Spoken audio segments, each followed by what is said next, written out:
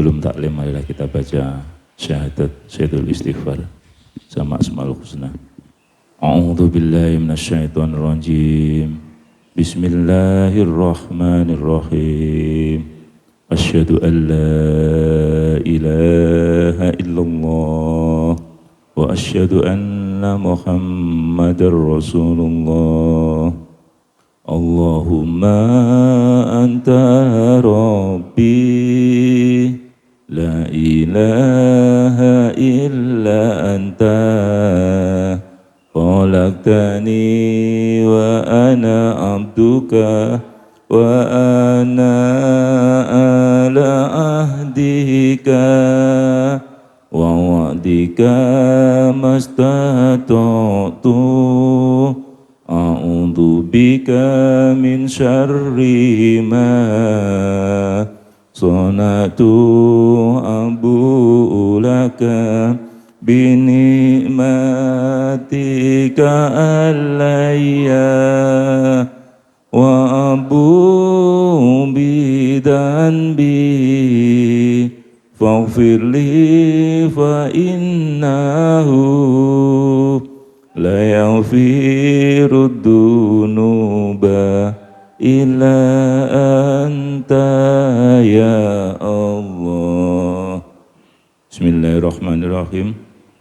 Bismillahi badana walhamduli rabbina wassalatu wassalam linnabi habibina ya Allah ya Rabbana anta maqsuduna ridhoka madlubuna dunyana wa ukhrana ya Rahmanu ya Rahim ya Maliku ya Kudus ya Salamu ya Mu'min ya Muhaiminu ya Aziz ya Jabbar Mutakabir ya Khaliku ya Bari ya Musawwiru ya Ghaffar ya Qaharu ya Wahhab ya Razzaku ya Fatah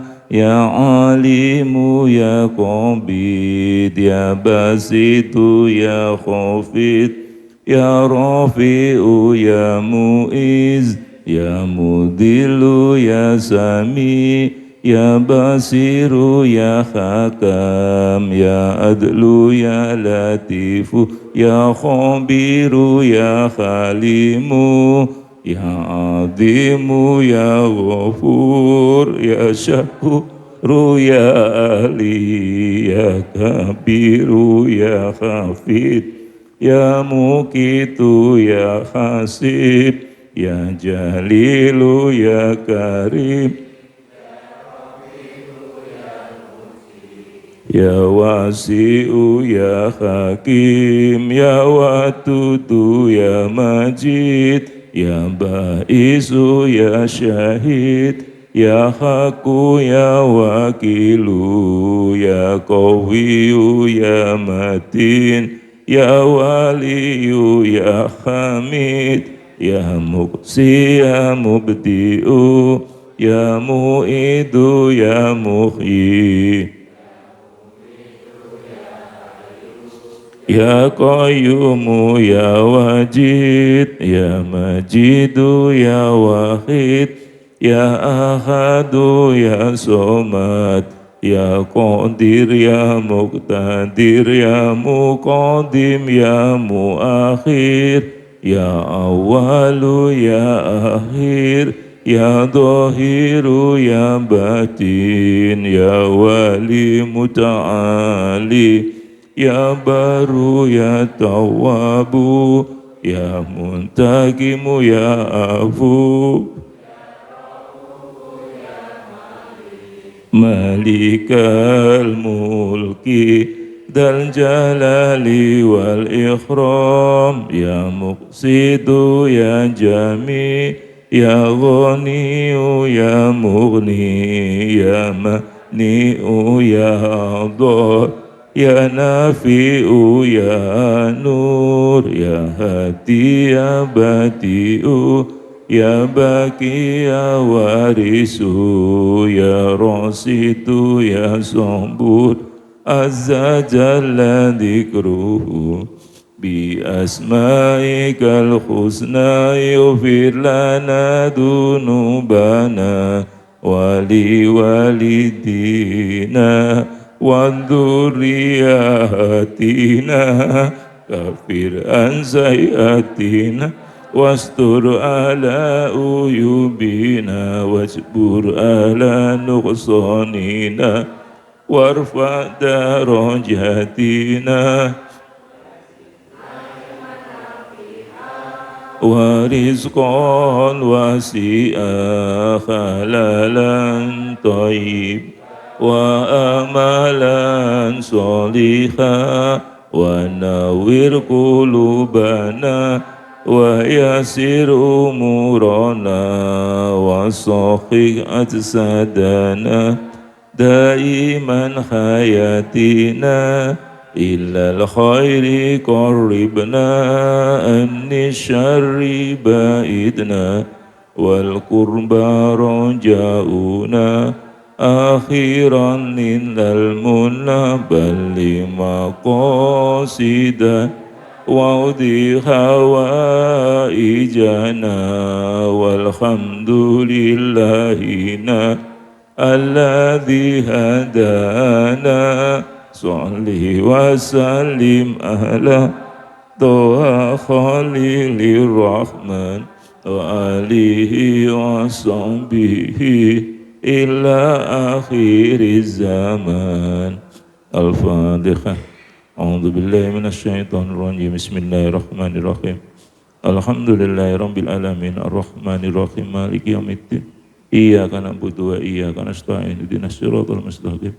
Siratal ladzina an'amta 'alaihim ghairil maghdubi 'alaihim waladdallin. Amin.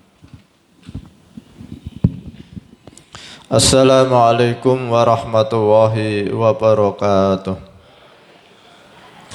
Bismillahirrahmanirrahim. Alhamdulillahirabbil alamin. Bapak Ibu jamaah salat subuh Masjid Al-Hikmah Arya Mukti Pedurungan Kota Semarang yang dimuliakan oleh Allah Subhanahu wa taala. Alhamdulillahirabbil alamin, pada pagi hari ini kita tetap istiqomah mengkaji kitab karya Hujatul Islam Imam Al-Ghazali tentang Asmaul Husna. Semoga bermanfaat fid dini wad dunya wal akhirah. Amin Allahumma amin. Bapak Ibu yang saya hormati, pada pagi hari ini kita akan mengkaji Asmaul Husna yang ke-79, Al-Barru, yang Maha Dermawan. Allah Subhanahu wa taala Al-Barru, yang Maha Dermawan. Dia Allah yang dermawan dan yang mutlak berlaku baik. Dia yang nyata melahirkan segala perbuatan baik dan kedermawanan. Allah Subhanahu wa taala berfirman, A'udzu billahi minasyaitonir rajim. Bismillahirrahmanirrahim. Qalu inna kunna qablu fi ahlina musfiqin famanallahu alaina wa waqana adzabas samum inna kunna min qablu nad'u innahu huwal barru rahim. Yang artinya, mereka berkata, sesungguhnya kami dahulu sewaktu berada di tengah-tengah keluarga kami merasa takut akan disiksa oleh Allah Subhanahu wa taala. Maka Allah memberikan karunia kepada kami dan memelihara kami dari azab neraka. Sesungguhnya kami dahulu menyembahnya. Sesungguhnya dialah Allah yang melimpahkan kebaikan, Maha Dermawan lagi Maha Penyayang. Al-Quran Surat At-Tur ayat 26 sampai 28. Bapak Ibu yang saya hormati, pada pagi hari ini kita dituntun oleh Imam Al-Ghazali untuk mengetahui, meyakini bahwa Allah Subhanahu wa Ta'ala Maha Baik, Maha Dermawan. Ini oleh Imam Al-Ghazali kita agar lebih paham lagi untuk bisa mengkaji Al-Quran surat At-Tur ayat 26 sampai 28. Ayat ini saya baca di tafsir Ibnu Katsir. Jadi dari ayat ini besok di akhirat itu banyak orang yang merasa akan masuk neraka. Karena antara amal kebaikannya dan dosanya itu lebih banyak dosanya. Tapi karena dia mbah-mbahnya, ayahnya itu adalah orang yang rajin beribadah, sehingga akhirnya Allah memberikan kebaikannya itu. Orang ini tidak jadi dimasukkan neraka karena ingin dikumpulkan untuk dipertemukan dengan ayahnya, dengan mbah-mbahnya. Maka kita bersyukur kalau mbah-mbah kita dulu rajin beribadah, ayah kita adalah ayah yang rajin beribadah, sementara kita ini kalah jauh. Orang-orang dahulu itu ibadahnya luar biasa. Ya, karena apa? Karena kemaksiatan itu dulu masih sangat terbatas. Sehingga orang-orang dahulu itu dengan rumah yang sangat sederhana, dengan pekerjaan yang sangat sederhana, tapi dia walaupun toh ilmunya itu tidak seluas kita sekarang. Sekarang untuk mengetahui ilmu agama itu mudah. Tapi pengamalannya, bayangkan kalau kita punya HP itu buka Mbah Google itu cari apa aja kan bisa. Mau cari sholat isyraq ada, mau cari sholat gerhana ada, langsung kita tahu. Tapi setelah kita tahu itu untuk mengamalkan itu sangat-sangat. Tapi mbah-mbah kita, bapak-bapak kita itu dulu ada yang tekun-tekun itu. Jadi kita bersyukur kalau punya mbah-mbah ayah kita lebih alim daripada kita. Dan itu saya rasakan saya sendiri. Saya punya mbah namanya Kiai Haji Mahmudin, itu luar biasa, yang punya wakaf dan bangun masjid di Jalan Walter Monginsidi itu termasuk mbah saya. Jadi semoga saya nanti bisa ditarik ke sana. Dan ayah saya juga termasuk luar biasa dibanding dengan saya, karena selama hidupnya itu dari duhur sampai subuh menjadi imam besar di masjid itu. Dan saya itu enggak bisa, saya dibagai duhur aja enggak sanggup. Karena duhur itu saya masih sibuk. Saya pernah ditarik oleh takmir, Pak Haji sampean bagai ngimami sholat duhur. Wah jangan, saya minta isya saja. Nah, isya sudah istirahat Pak Pardi. Kalau ndak isya subuh wis, saya sanggup kalau subuh. Karena ndak ada pekerjaan. Tapi di masjid sana itu kan imamnya dibagi Pak Pardi, Masjid Walter Monginsidi. Jadi duhur siapa, asar siapa. Nah, dulu waktu ayah saya masih hidup itu dari duhur sampai subuh imamnya satu tok, itu ayah saya. Sehingga saya merasa wah saya jauh dengan ayah saya ini, kalah. Lalu Allah menyempurnakan kebahagiaan seseorang di surga itu disempurnakan. Allah tahu perasaan seseorang. Bayangkan Pak Padi, kalau di dunia ini Pak Padi sama istrinya di warung makan.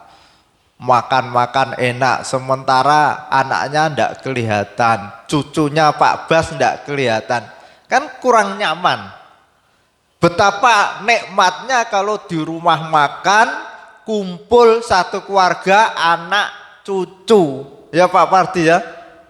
Nah, di surga besok itu Allah itu akan mengumpulkan keluarga besar kita, mbah-mbah kita, ayah kita, ibu kita, anak kita, cucu kita, mantu kita, semua akan diperkumpulkan dalam satu tempat sehingga benar-benar sempurna kenikmatannya itu, makan bareng, pergi bareng.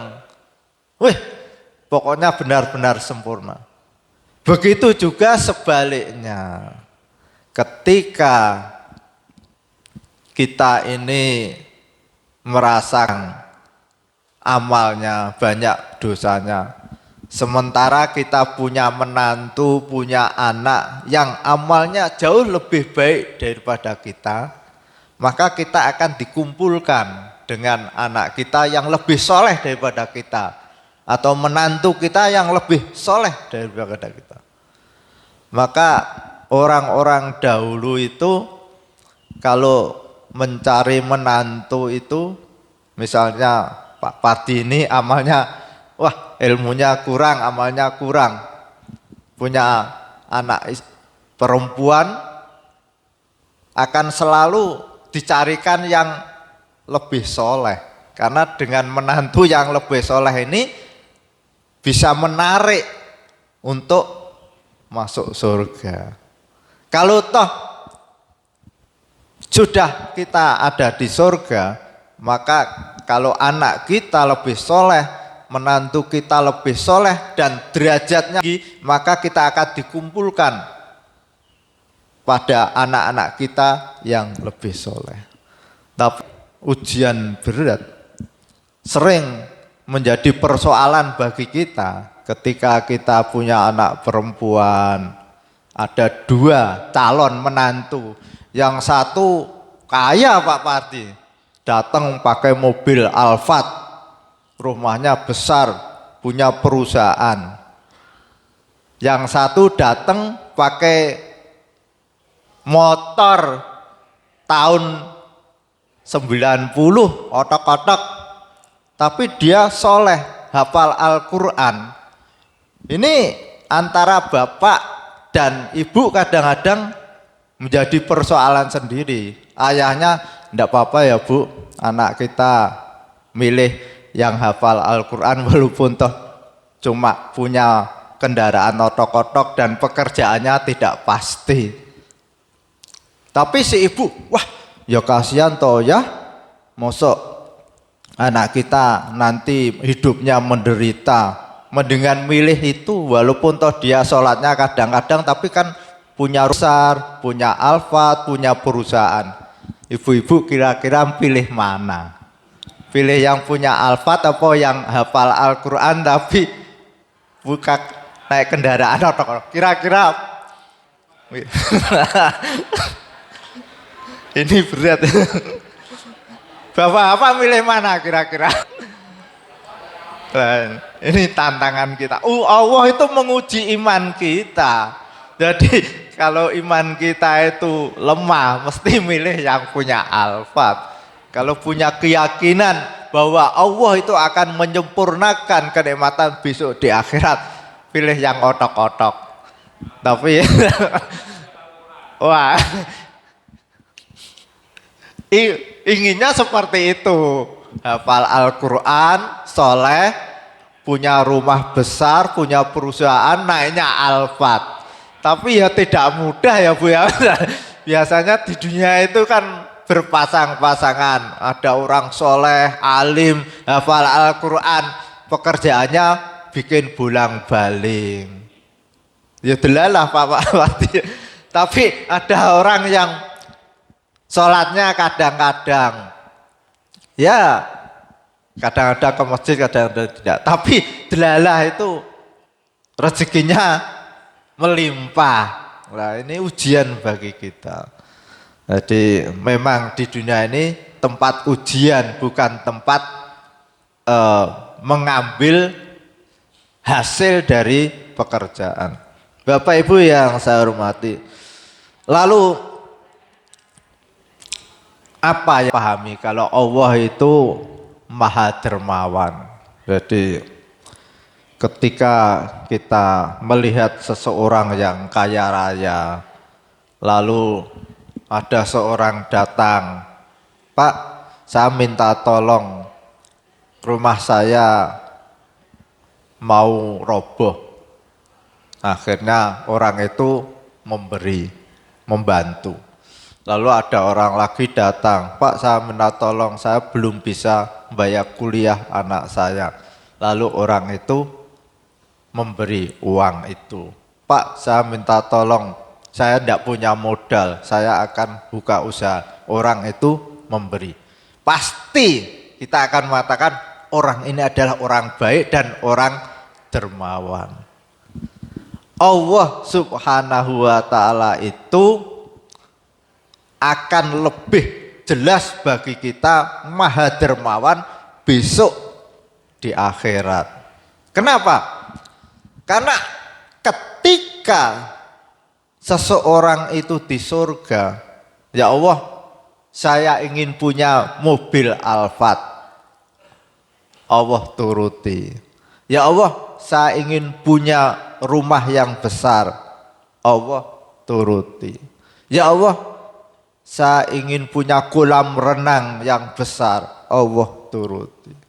Ibu-ibu, kalau di dunia ini belum sempat punya kolam renang, besok di akhirat minta sama Allah pasti dituruti. Tapi sabar. Jadi kita itu sebenarnya hanya bersabar sebentar. Dan Allah itu akan memberikan apa yang kita inginkan. Sehingga kalau kita punya keyakinan seperti ini, itu hidup kita itu akan selalu berorientasi pada kehidupan akhirat. Sehingga ketika di dunia ini kita punya keinginan, entah itu rumah, entah itu mobil, entah itu apa saja, tidak terpenuhi, kita tidak merasa menyesal dan tidak merasa susah. Karena apa? Karena di dunia ini hanya sementara, tidak lama. Kita punya harapan besok di akhirat apapun yang kita inginkan itu akan dipenuhi oleh Allah Subhanahu wa ta'ala. Dan ketika di dunia ini kita diberi kelapangan rezeki oleh Allah Subhanahu wa ta'ala, kita tidak lalu menghambur-hamburkan harta itu untuk menuruti keinginan kita. Harta yang Allah berikan pada kita akan kita gunakan untuk kebaikan dan membantu orang lain. Sehingga kita akan selalu bangun tidur sampai mau tidur itu dalam pikiran kita itu bagaimana kita itu bisa berbuat baik dalam hal urusan ibadah pada Allah Subhanahu wa ta'ala, dalam hal terhadap orang lain. Sehingga ketika kita sholat, maka kita akan berusaha, hari ini sholat saya harus lebih baik daripada kemarin, karena belum tentu besok saya bisa sholat lagi. Dan hari ini saya harus, bagi seorang penjual, harus melayani orang lain dengan sebaik-baiknya. Belum tentu besok saya ada kesempatan untuk berbuat baik pada orang lain. Kalau ibu-ibu, hari ini saya harus berbuat sebaik-baiknya terhadap suami saya, karena belum tentu besok saya ada kesempatan untuk menyenangkan suami saya. Enak, tapi prakteknya, wah, kadang-kadang tidak ingat kalau suami itu orang yang paling dekat dan orang yang paling baik terhadap istri. Pernah saya itu ada orang mengatakan, Pak Haji, wah bapaknya itu, lah kenapa? Saya itu mau kontrol di rumah sakit, tapi ndak mau nganter, alasannya sibuk. Wah, benar-benar suami yang ndak setia. Lah kemarin yang nganter siapa? Ya suami saya, tapi hari ini ndak mau nganter. Nah, lain kali cerita lagi. Wah, Pak Bas itu loh orangnya bagus. Lah kenapa? Saya minta tolong diantar ke rumah sakit, diantar, tak kasih uang bensin ndak mau. Lah berapa kali? Ya baru 1 kali loh. Orang lain nganter 1 kali itu diceritakan ke sana kemari, orang itu baik sekali. Saya minta tolong hanya sekali itu Pak Bas. Tapi suami yang berkali-kali mengantar, sekali tidak mengantar, wah kebaikan kita itu di mata seorang istri habis semua. Bener apa Bas? Al-Fatihah. A'udzubillahi minasyaitonirrajim. Bismillahirrahmanirrahim. Alhamdulillahirrahmanirrahim. Maliki yaumiddin. Iyyaka na'budu wa iyyaka nasta'in. Ihdinas siratal mustaqim. Siratal ladzina an'amta 'alaihim ghairil maghdubi 'alaihim waladdallin. Amin. Bismillahirrahmanirrahim. Subhanaka Allahumma wa bihamdika asyhadu an la ilaha illa anta astaghfiruka wa atubu ilaik. Wassalamualaikum warahmatullahi wabarakatuh. Waalaikumsalam warahmatullahi wabarakatuh. Ibu-ibu, bapak jamaah yang dirahmati Allah, kalau ada waktu habis sholat ini, habis taklim niki ke Pak Sa'dun ya, kita ngirimkan Yus mini bike, insya Allah bermanfaat karena ada jamaah yang juga titip zakat buat beliau. Matur nuwun. Assalamualaikum warahmatullahi wabarakatuh.